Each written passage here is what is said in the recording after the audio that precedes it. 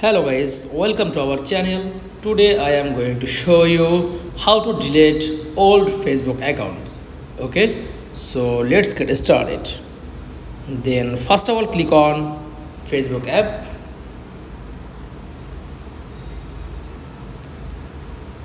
Scroll down, then tap on menus. Scroll down, click on logout. Tap on logout. Okay, then log in your old Facebook account. Just click, then tap on menus. Scroll down, click on settings and privacy. Click on settings.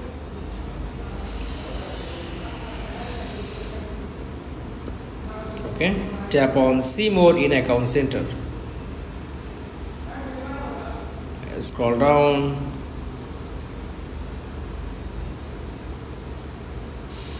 tap on this option.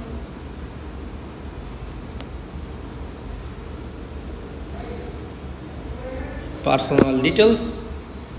Click on last option, account ownership.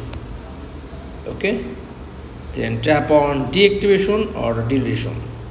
Just click, tap on Facebook old profile,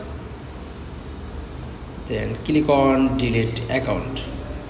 Just tap on continue and Gmail and phone number or password, then delete old Facebook account. That's all.